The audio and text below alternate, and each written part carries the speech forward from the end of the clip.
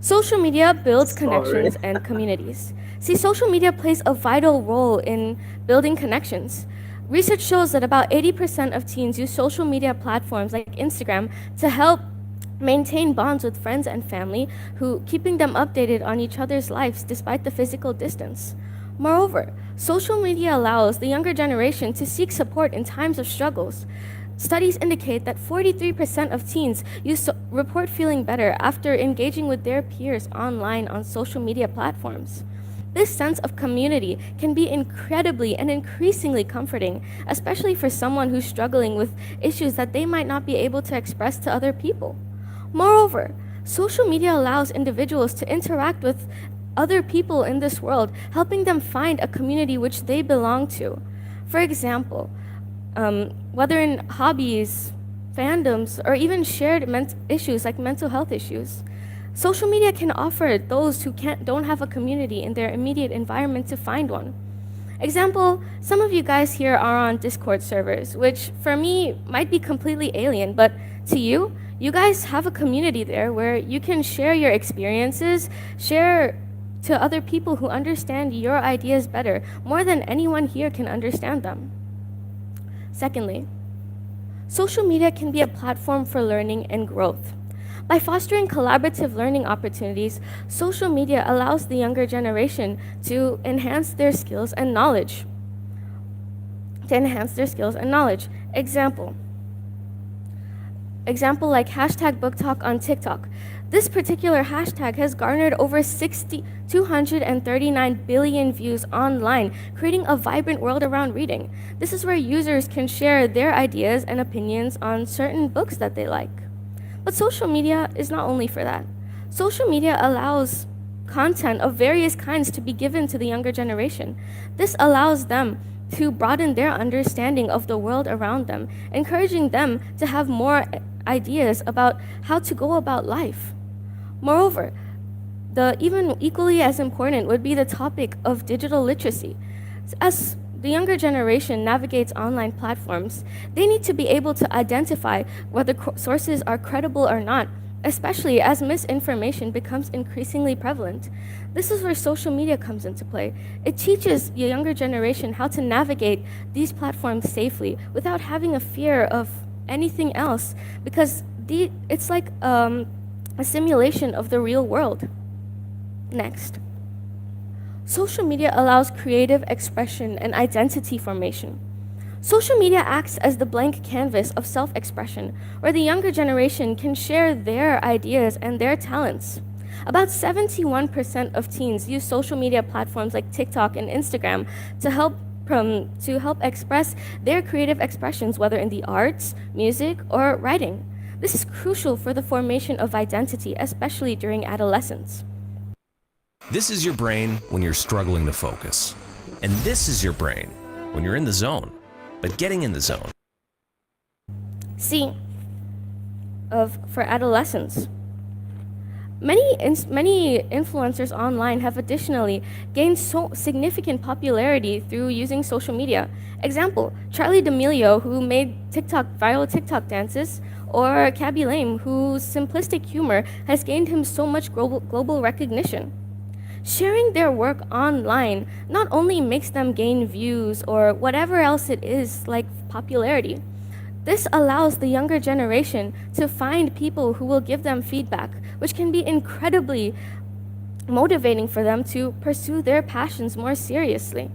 Moreover, social media acts as a unique space for young individuals to explore many different types of identity, whether in cultural or personal interest. This allows marginalized groups to find a place where they belong to, and a place where they're not scared of being who they are. All of this put together contributes to a significant topic, which is mental health. See, social media can be incredibly comforting for those who struggle with mental health issues. There are many online platforms that offer support groups where individuals can share their ideas anonymously, allowing them to find solace in knowing that they are not alone. Furthermore, there are many mental health influencers out there who have created a community around mental health, building building a community where people can share who they are, express what they're going through, and know that they're not alone.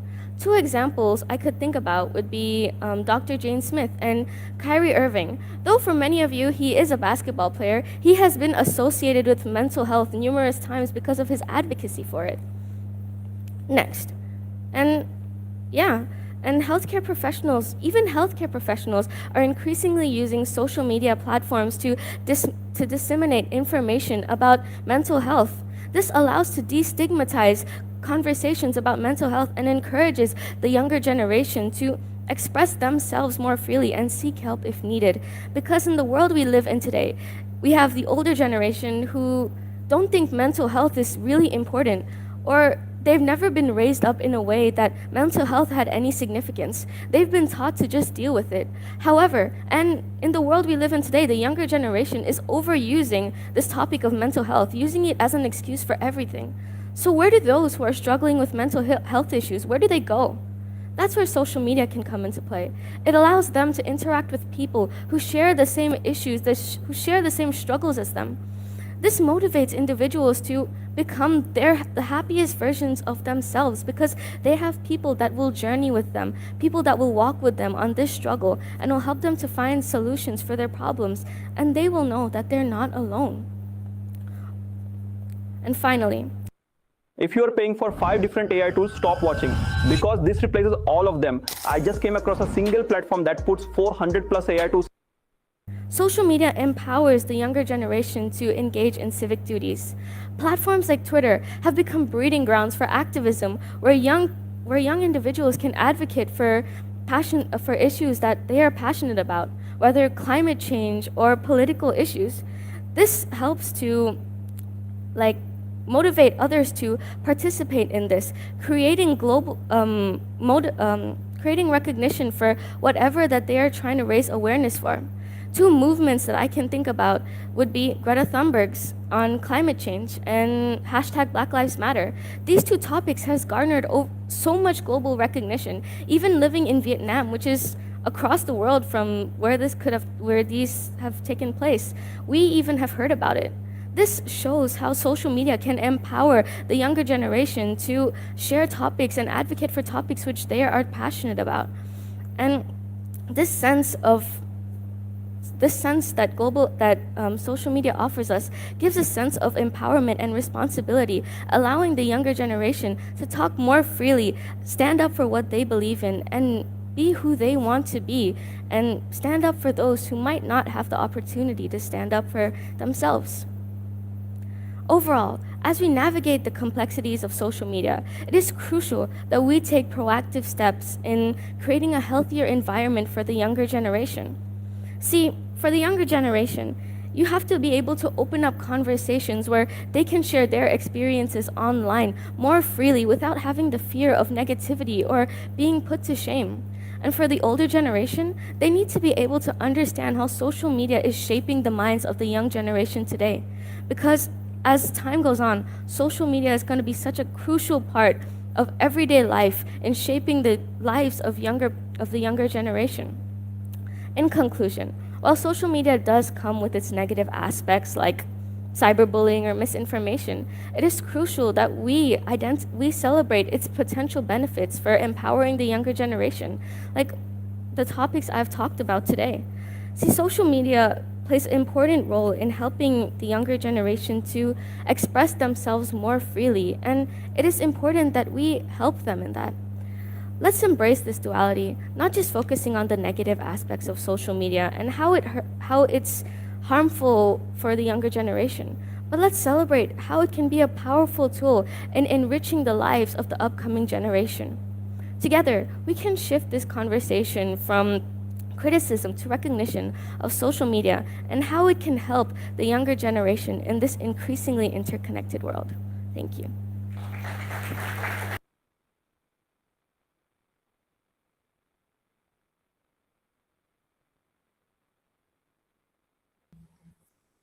So, okay, so as this person said,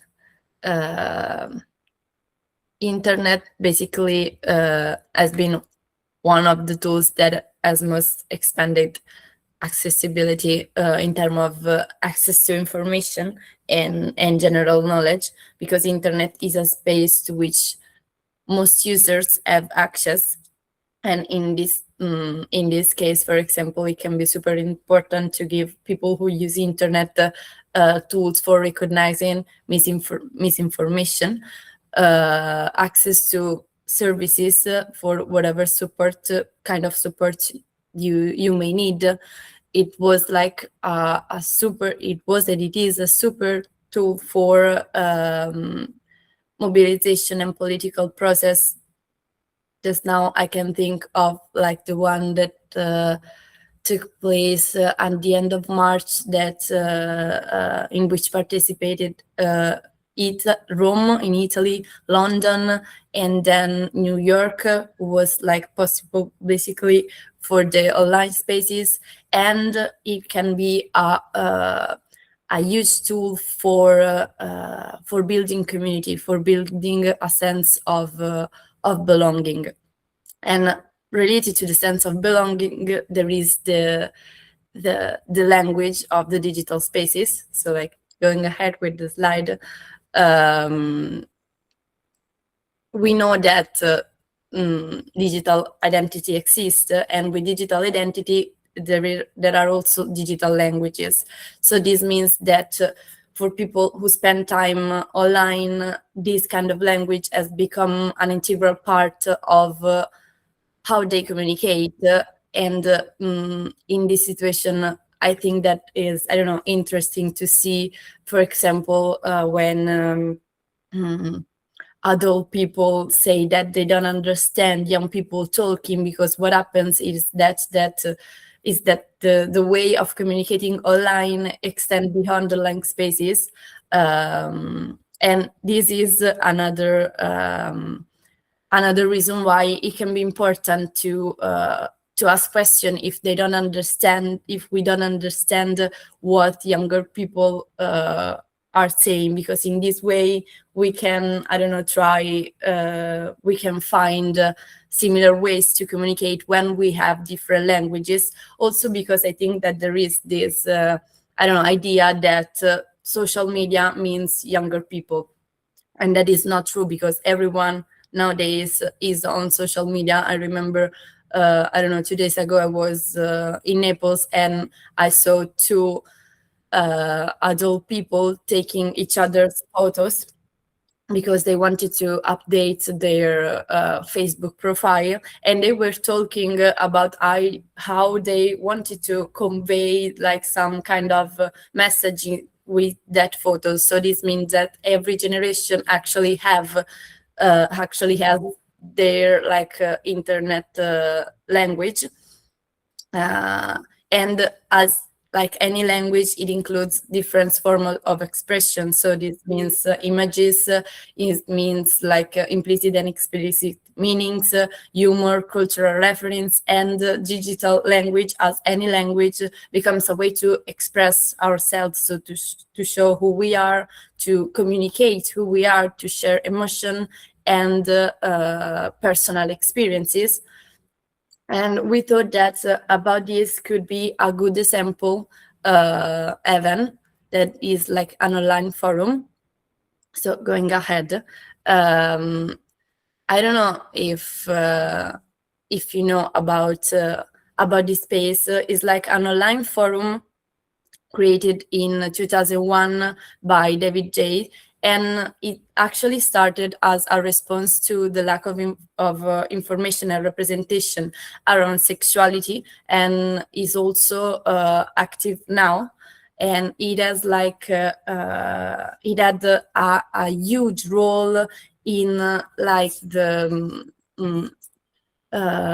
making born the political knowledge about asexuality, in giving people the information and the space for sharing experiences in a society in which asexuality was definitely not one of the main topic, but it definitely was not a topic in general. So it had a huge role in the representation of asexuality in public and academical speeches. It has a huge role for the build of a sexual community. In fact, it was like super interesting finding information about this when I was like doing this slide, because for in situation in which you are like marginalized by the main narratives of society, online spaces can be and are the main spaces in which you can feel that you have a space to share yourself, to share your experiences, to explore possibilities. So it really can have like a life-changing role. When things go wrong and the risks of internet, talking about the manosphere as anticipated last time. So basically, when we talk about the manosphere, I mean, we decided to put this module, this part here, because we definitely agree on the fact, and we now had the chance to discuss it, and we, I mean, saw the video, so we saw all the ways in which internet can actually be community, it can be identity exploration, can be peer learning, but then that same sense of belonging that would allow someone to thrive, because they have the chance to find their place in a way, to find some of their needs fulfilled by a different context, by some different dynamics that they don't have the chance, we don't have the chance to find in our daily life. But at the same time, the same process of belonging can become tricky in the moments, the community that is offering this to us is actually addressing violent contents. So that's when it goes wrong, when actually this community is exploiting vulnerability and offers belonging through exclusion and builds identity through opposition.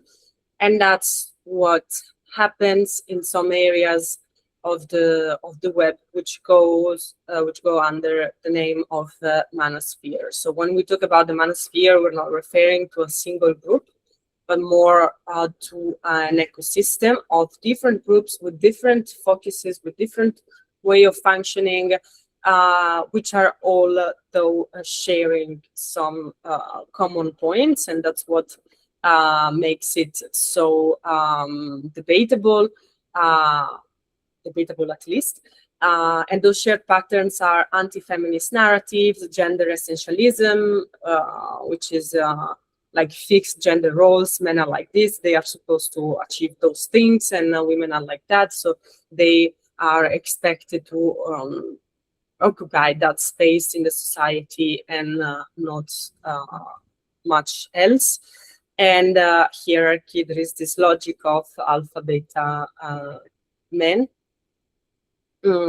So a few examples. I'm gonna go fast through it, even though there could be so much to say. So some examples of manosphere: we have the incel communities, which are maybe the most known, because they are also the ones being there for the longest, being visible for the longest.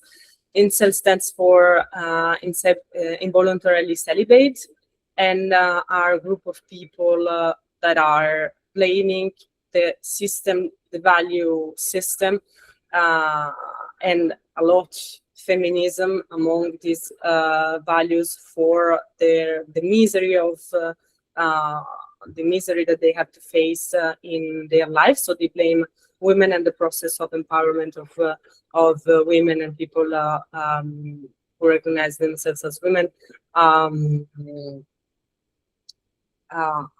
as responsible. We have the red pill ideology, which is refers to the movie Matrix, and it's all about seeing the truth of things, the real nature of things. So the fact that once again gender roles are solid, and you cannot deviate from them, and the fact that the system is corrupted because of feminism. PUA, which are the pickup artists, which are people claiming to being able to seduce and selling those strategies of seducing. I was watching this documentary. It's a nice documentary that I wanted to recommend to you, and maybe we will post it on the Padlet among so many other sources that we found online on the topic. This document is called Mascus. And basically, there is the reporter visiting, joining some different groups, and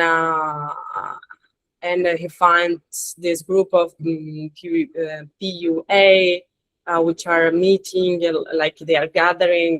They give each other's, a time and a place. They gather in squares, and then they play. They challenge each other's into talk to as many women as possible and get as many phone numbers as possible. So that's the vibe. Masculinity influencers, which it's not male influencers, but it's influencers that are focusing their work on traditionally masculine topics, such as personal success, sport. Sport and fitness, like healthy lifestyle. Did I say finance already? Finance. Then MGTOW, men going their own way. So this is a group that is encouraging each other's among the members to quit sexuality, to quit having intercourse with women in order to free themselves. And this is really interesting because we can already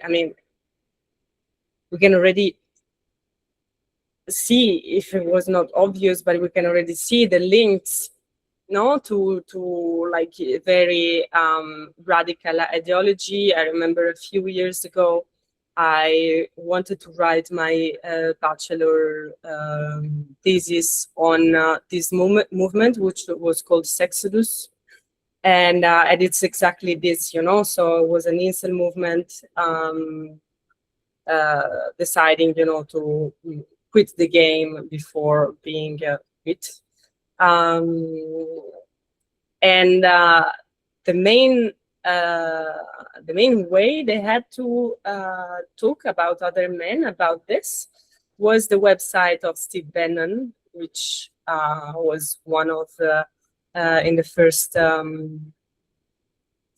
first mandate of Trump, was one of the men of the president. So we can already see, which direction it's going. And MRA, which is men rights activists. And then just to finish the story, I didn't write my thesis on this because it was so hard to find information. It was so hard. By the way, MRA, men's rights activists, which are indeed men fighting for men's rights, such as mental health, but also family law, and often they are men who started this journey of activism, starting from divorce and battles for the custody of children. So young people don't look typically for this kind of contents, but they encounter it casual. So it's a very soft approach, and it's a very soft approach. They encounter those kind of contents through TikTok, YouTube short videos, memes and humor, dating and lifestyle content. and peer sharing. I was reading about this research later in one of the video. One similar research is mentioned, but in this research from the University of Dublin, basically the group of research created 12 different accounts of boys underage.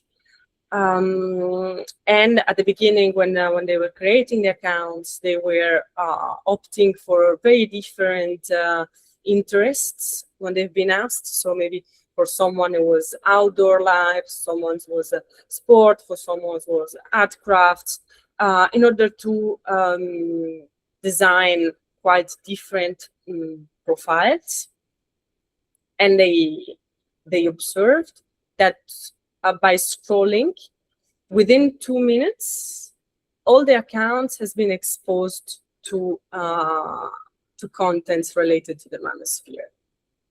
2 minutes, regardless of the topics of interest. So yeah, we can see how being exposed for the first time to this kind of content is actually soft, and it starts with self-improvement, with gym body transformation, dating advice, confidence coaching, and then the shift is happening gradually. From self-help, you move to gender stereotypes, and then we move to blame, and then this opens to hostility. The worst aspect of this is that, as we saw for many other topics throughout the different the past classes, this is speaking to real insecurities. I mean, we always had real needs behind. I mean, we are human beings and we are made of needs, and those needs are instrumentalized. And again, in the documentary that I was mentioning, they also highlight this pattern of actually selling a product. So not only those contents are pushed, but also at some point, those influencers, those public figures, they develop a package of classes. Or I saw some retreats, so some retreats in Bali just for men about doing sport and go completely without women. So they sell, and even though the content was not, even if it was not problematic enough, the fact that you're taking these insecurities, you're taking this vulnerability, and you're capitalizing them. You're trying to make profit of them. It's already problematic enough, and it's a pattern. It's happening in a structured way.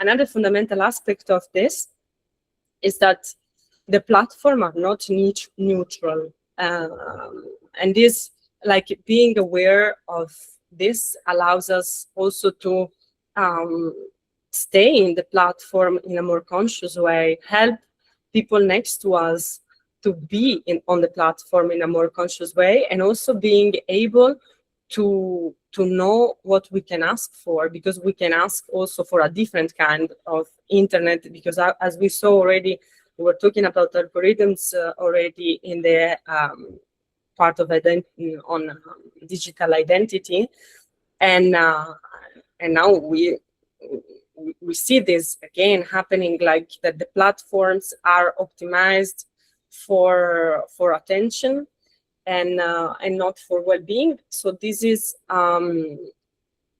creating loops of contents that are similar and played over and over again with an intensification, and creating an emotional engagement.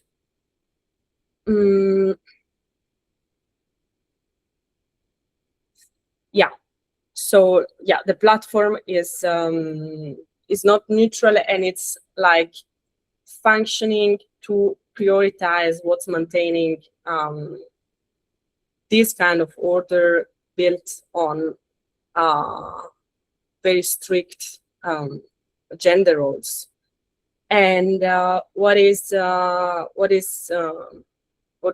like we have to observe as well, it's not only sorry, I'm skipping, maybe you saw it, that there was a link here. I'm skipping the video, and maybe we can watch them all together at the end to see how much time we have left, because I'm not sure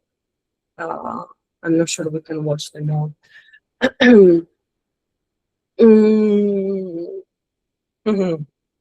lost the track of my thoughts now. Okay. So the platforms are pushing like those strict gender roles, because this is an order that is functioning for the algorithm, especially when this is polished, as it happens for what we call the femosphere. Because I really believe that the femosphere function really well, also because we are like the contents are highly polished, you know, and they are comforting in a way, because they are not challenging the roles, the gender roles. They're not challenging the system of values. Examples of the femosphere are like the trad wives. So like the traditional wife ideal, hyper feminine submission aesthetics, like this claiming of being happy to being a woman and support and let the man lead. So yeah, I don't know, because maybe I'm jumping from one topic to the other, but so this is another system of contents that we can find online, and they go close, they go together with the contents from the manosphere, because they are basically saying the same things. Maybe this video I can show you, so we understand better what we're talking about. Standing in front of a marble counter in these flowing dresses and making something from scratch that no reasonable person needs to make from scratch. She'll make marshmallows or Pop-Tarts, even cereal. Her videos rack up millions, tens of millions of views, and while she's not the only person making videos like this, she's definitely the most prominent. But this got me wondering, what's the fascination with her? Why is it that we can acknowledge the absurdity and the fantasy of what she's doing, but can't help but watch? Well, to answer this, we need to look to American sociologist Thorstein Veblen and his 1899 text, The Theory of the Leisure Class. His foundational argument is that in stratified societies, status is communicated not through what you produce, but through what you visibly decline to produce. An example he used was the aristocratic wife who didn't cook, whose refinement was a signal of her family's standing. Labor for productive reasons in Veblen's framework is tainted and signals necessity, and necessity is the enemy of prestige. But what makes Norma Smith so interesting is that it's an inversion of this framework, but it arrives at the same destination. She's in the kitchen, she's doing the labor, but the labor is so exquisitely unnecessary that it transcends utility and becomes its own form of waste. Veblen also had a term for this called conspicuous waste, which I have a video breaking down the 3 ways distance from economic necessity gets demonstrated by the elite. The cereal is not made from scratch because it's cheaper or healthier, but because the time it requires is itself the signal. She's spending 2 hours on a task that could be accomplished in 2 minutes, and the entire point is that she can afford to. Her time is so abundant that it can be poured into gestures that produce nothing tradable and nothing scalable. And as an aside, the ultimate irony is that she'll make from scratch foods that are entirely defined by their convenience. She takes food engineered for speed and submits them to the maximum possible domestic labor. It is conspicuous waste in its purest form. But here's where it gets even weirder. The labor that signals conspicuous waste is also generating income. Her kitchen is a set, she has a specific wardrobe. The conspicuous waste is being monetized, which means it is in fact tradable. producing brand deals and sponsorships. The performance of Babylonian leisure is itself productive labor, and she is working quite seriously at the appearance of not needing to work. And by not positioning herself as an entrepreneur and instead a wife and mother, she is able to create an aesthetic coherence in her world, so her acts feel timeless rather than a performance. There's no wink, there's no ironic distance, and she can't acknowledge the absurdity, for she would collapse the entire illusion. The power of conspicuous waste is its absolute sincerity. Now, I'm telling you, I could spend days talking about distance from economic necessity, and I very well might on this page. So if you want to continue this conversation, please like and follow, and let me know your thoughts in the comments.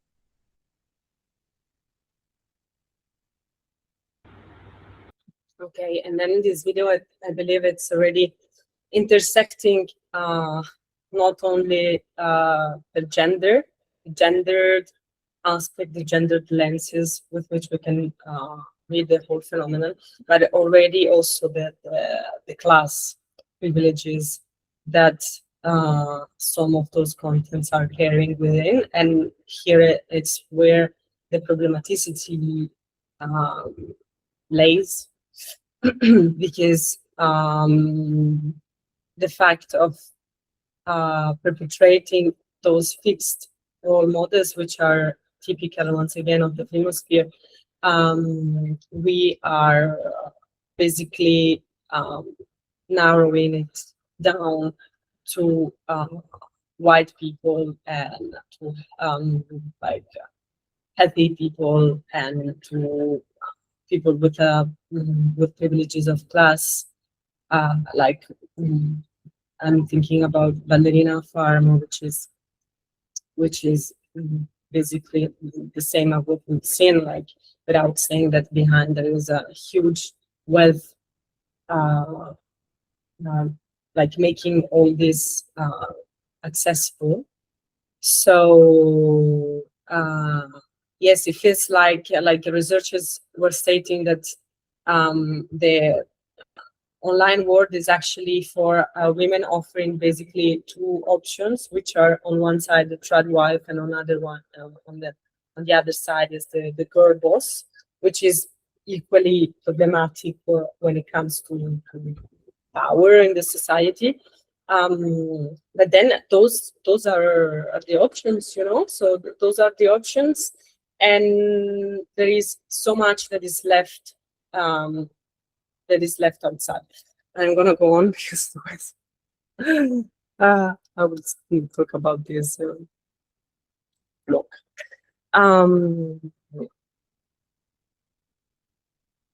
Okay, so what I was anticipating, like those contents and narratives are consistent with a broader cultural and political direction that goes together with anti-feminism, rigid gender roles, anti-LGBTQ plus discourses, and nostalgia for traditional order. So adolescence is a vulnerable phase. We anticipated some of the things that we're gonna say now before. So I will go quick, and we have time for the videos and the activities. So young people are in a phase in which they're understanding who they are, and they might also experience rejection, loneliness, desire, and comparison, and that's and that's when the manosphere can become appealing, because it's offering an answer, no? It's offering some clarity,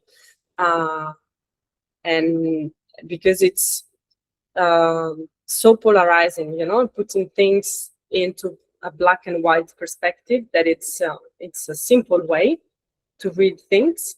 And going with this one, it's easier, you know, compared to the possibility, instead of embracing the complexity of things and having conversations. Also the format, it's interesting to observe, because it's one way, you know, when it comes to like watching videos on YouTube, on TikTok, it's it's passive. So and that's when a personal feeling can become a structured way of seeing the world. When those feelings, those normal feelings of being invisible or rejected, encounter narratives that are reinterpreting that experience not as something complex and relational, but as something systemic and unfair. So this shift can transform vulnerability into certainty, but a certainty that is actually going together with blame, simplification, and rigidity. So the impact of these narratives are not just ideological, they're not just shaping opinions, but they're shaping they might shape the young people way of approaching, of seeing the world, and then to approach it, and thus like how we relate to the world and to the people. Not to mention how those kids can see themselves.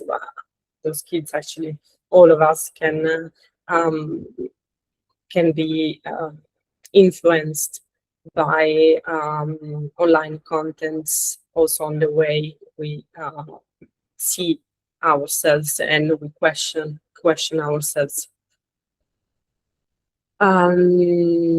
So once again, it's so important, so urgent to create space where people can speak openly about emotion, rejection, desire, and confusion. Trying to, that's what Ira was saying even before, trying to ask the question, trying to like being